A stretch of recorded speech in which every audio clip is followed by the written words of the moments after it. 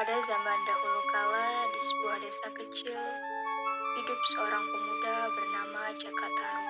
Ia tinggal bersama ibunya yang biasa dipanggil Mbok Rondo.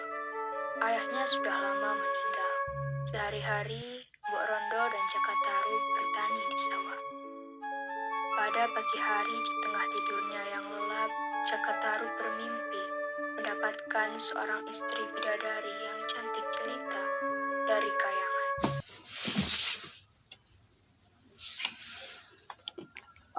Ternyata cuma mimpi, sampai terbayang-bayang kayak gini.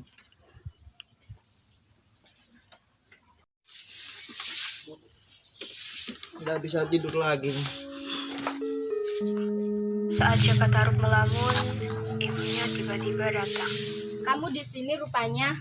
Pagi-pagi udah ngalamun sih. Ada apa sih Bunda?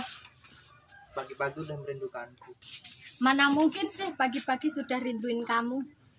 Pakai Bunda sedang memikirkan Pak Kades. Udahlah menikah adanya. Kamu bicara apa sih? Yang seharusnya menikah tuh kamu, bukan ibu. Bunda, Apa? apakah jika aku sudah menikah nanti nama aku akan berubah? Kenapa? Soalnya kan kalau aku sudah bersedia menikah, aku sudah tidak berjaka lagi. Ngawur. Nikah aja belum ngomongin malam pertama. Gimana sih? Ya udah, nggak apa-apa.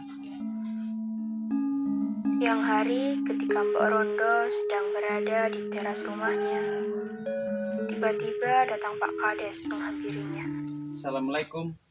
Sendirian aja nih, si Jaka kemana? Waalaikumsalam. Iya Pak. Jaka lagi main sama teman-temannya. Tumben nanyain Jaka, ada apa nih? Ada sesuatu yang perlu saya sampaikan. Silakan duduk dulu Pak. Gini loh, aku itu ingin menjodohkan anakmu dengan anakku si Laraswati. Saya setuju sih Pak. Tapi lebih baik tanyakan dulu ke anak kita masing-masing. Oh, begitu ya. Kalau gitu saya tunggu kabar baiknya dari Jaka. Kalau gitu saya permisi dulu ya. Assalamualaikum. Waalaikumsalam. Hari berganti hari, namun Mbok Rondo belum juga menemukan waktu yang tepat untuk membicarakan hal tersebut kepada Jaka. Hingga Mbok Rondo memutuskan untuk mengatakannya kepada Jaka sebelum ia pergi kerja. Jaka, kemari tole. Ya sudah, ada apa? Sini nak, duduk dulu. Jadi begini, ibu pingin kamu cepat menikah, tapi sampai sekarang kamu belum nemuin jodoh kamu. Makanya ibu ingin ngejodohin kamu sama anaknya Pak Kades si Laraswati. Aku bercanda. Enggak nak, ibu enggak bercanda. Ya udah, nanti saya pikirkan ketika sudah pulang bekerja.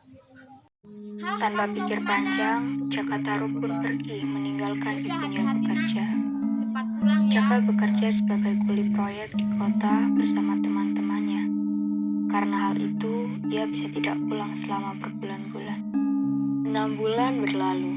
Tak lama setelah itu, Jaka Tarub pun pulang ke rumahnya. Namun, sayang seribu sayang, Mbok Rondo jatuh sakit sedari lama. Apa ini? Dan akhirnya, dia pun meninggal. Ibumu meninggal karena sakit. Yang sabar ya nak Jaka. Bunda.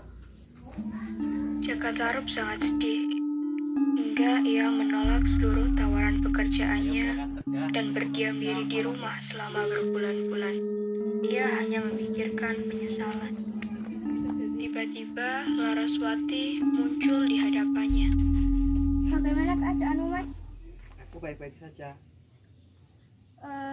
Tentang perjodohan kita, jadikan kita menikah. Maaf, tapi aku nggak bisa. Mendingan kamu cari laki-laki lain yang lebih baik daripada aku. Ih, kenapa sih? Kan aku udah cantik. Tapi aku memang nggak bisa, maaf. Tiba-tiba teman Jaka yaitu Paiman datang. Kenapa kamu pergi terus, Jak? Udahlah, jangan pergi terus. Mengapa kamu datang ke sini? Bagaimana kalau kita pergi ke telaga? Ayo. Akhirnya, Jaka pun ikut dengan Paiman. Ia berpikir, jalan-jalan mungkin bisa membantu mengobati hatinya yang sedih setelah ditinggal ibunya.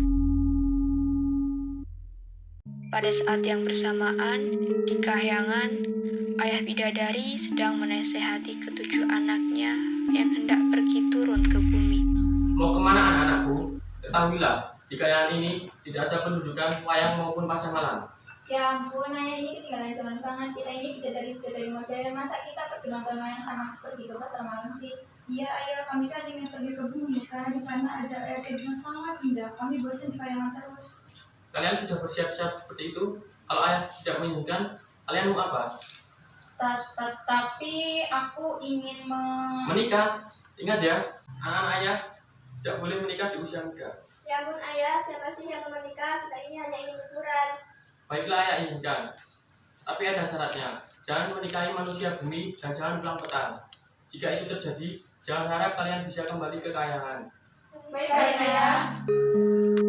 Para bidadari itu kemudian turun ke bumi. Mereka turun di sebuah air terjun yang sangat indah.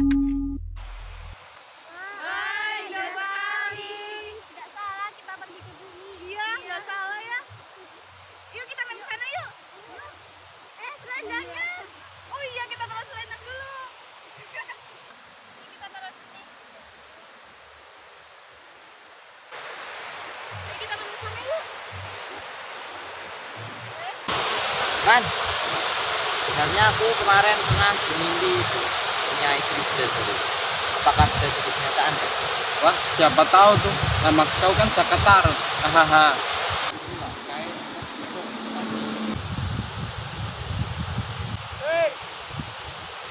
Masuk. Oh iya, aku lupa kalau aku disuruh beli sayuran sama istriku. Aku pergi dulu ya. Waiman pun pergi meninggalkan Jaka. Kenyataan bahwa seluruh temannya telah memiliki istri membuat Jaka semakin sedih. Karena hal itu mengingatkan dirinya yang menolak permintaan terakhir ibunya, yaitu menikah dengan Laraswati. Para bidadari itu bermain air dengan asik. Ada yang mandi atau hanya bercengkerama dengan saudarinya yang lain. Sementara itu, tak jauh dari air terjun, terdengar suara para gadis. Lalu, Jaka menghampiri sumber suara itu. Alangkah terkejutnya, ia melihat 7 bidadari yang sedang bermain air di sana. Jaka mengendap-endap lalu mengambil salah satu selendang di sana. Jaka lalu segera bersembunyi dan menyembunyikan selendang itu ke dalam bajunya. Sudah saatnya kita pulang. Setelah beberapa saat, para bidadari itu bersiap hendak kembali ke kahyangan. Loh, selendangku mana? Tadi kamu taruh di mana? Aku tadi taruh di sini sama kalian. Aduh, bagaimana ini? Hari sudah mulai malam, betapa kita harus pulang atau nanti kita tidak bisa kembali ke kahyangan. Tapi, namun kita tidak mungkin meninggalkan uang sendiri. Tidak bisa, kita harus kembali ke kahyangan. Kasihan ayahanda, dia akan mengkhawatirkan kita. Kita harus meninggalkan bumi. Hati ya Wulan. Semua bidadari pun pergi meninggalkan Nawang Wulan sendirian. Nawang Wulan sangat gelisah dan takut tidak bisa menemukan selendangnya. Setelah itu, Nawang Wulan mencari selendangnya dengan menelusuri jalan setapak. Tiba-tiba, Hei, kamu siapa? Aku Nawang Wulan. Aku sedang mencari selendangku yang hilang. Kamu melihatnya tidak? Aku tidak melihatnya. Bagaimana kalau kamu ikut aku? Tenang saja, aku hanya ingin menolongmu. Baiklah, aku ikut temanmu. karena ketakutan berada di dunia manusia sendirian, apalagi berada di hutan yang sangat menyeramkan, Nawang Wulan menyetujui usul Jaka dan ikut dengannya. Keenam bidadari telah tiba di kahyangan. Mereka pun menemui ayahnya. Hatur sembah kami ayahanda. Mana Nawang Wulan? Nawang Wulan kehilangan selendangnya, sehingga ia tidak bisa kembali ke kahyangan. Benarkah itu? Benar, maafkan kami ayah, kami tidak bisa saling menjaga.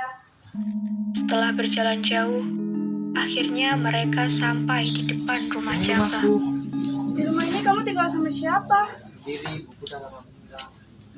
Turut berduka cita ya. Apakah aku bisa bermalam di sini? Tidak, Kenapa?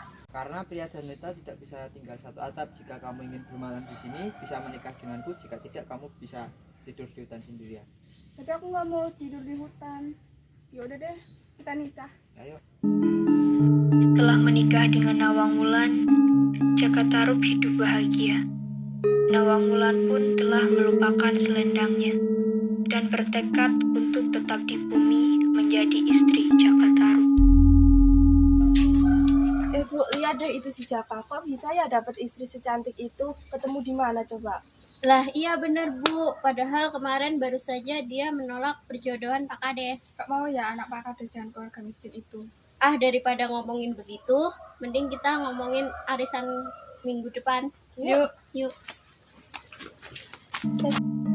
Setelah berbulan-bulan berlalu, semenjak Nawang Wulan di bumi, ayah bidadari selalu memikirkan Nawang Wulan setiap harinya.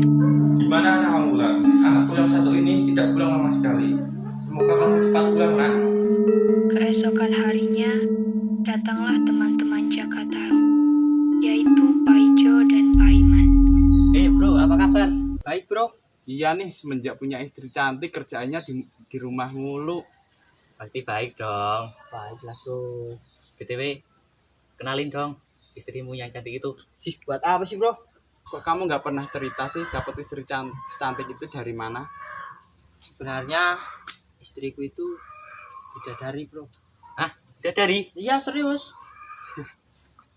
Jadi itu waktu main ke telaga ada 7 bidadari dan salah satu selendangnya saya curi dan itu menjadi istri saya bro. Wah, jadi kenyataan impian bro. Iya bro, alhamdulillah jadi kenyataan. Kalian diem-diem aja ya, jangan bilang ke siapa-siapa, ke orang-orang maupun ke pulang. Oke, makasih bro. Aduh di mana ya Nawang Wulan? Dari tadi nggak ketemu. Coba kita tanya manusia itu. Permisi manusia. Ya, apa? Kami mau tanya, kalian pernah lihat nggak di daerah sini itu ada gadis cantik, kira-kira tingginya itu segini, terus dia itu pakai baju warna merah. Cantik. Iya.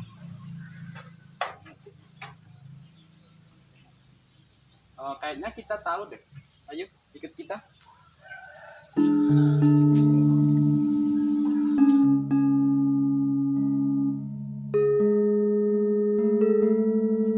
Rumah siapa ini?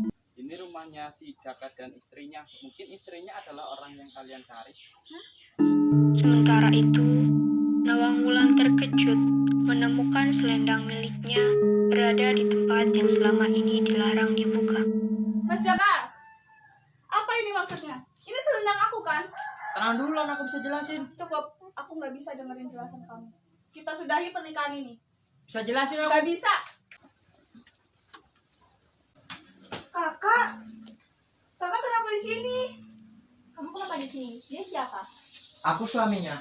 Kamu lupa perintah ayah. Tapi aku sudah terlanjur menikah dengan Mas Jaka. Tidak bisa, kita harus kembali ke kayangan. Aku nggak bisa kak. Kenapa? Aku sudah menikah dengan Mas Jaka.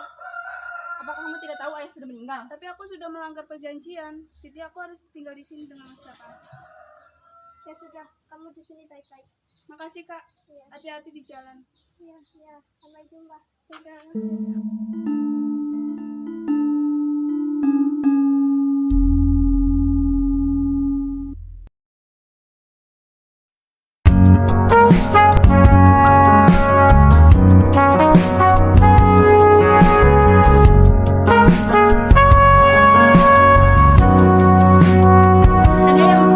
Perjalanan membawamu bertemu denganku, ku bertemu kamu. Sepertimu yang ku cari, konon aku juga seperti yang kau cari. Kukira kita asam dan garam, dan kita bertemu di belanga. Kisah yang ternyata tak seindah itu.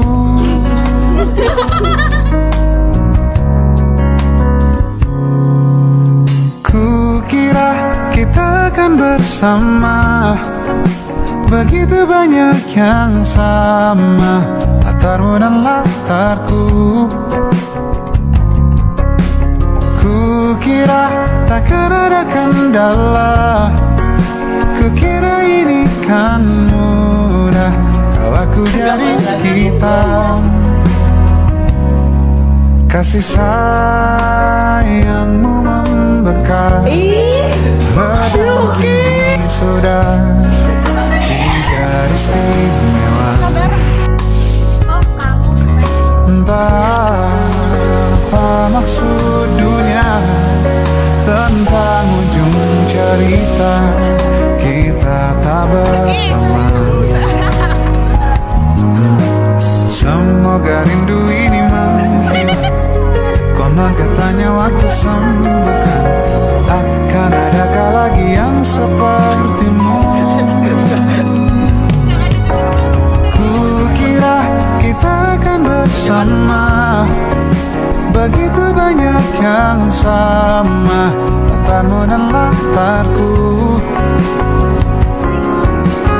Kukira takkan ada kendala, kukira ini kan mudah kalau aku jadi kita.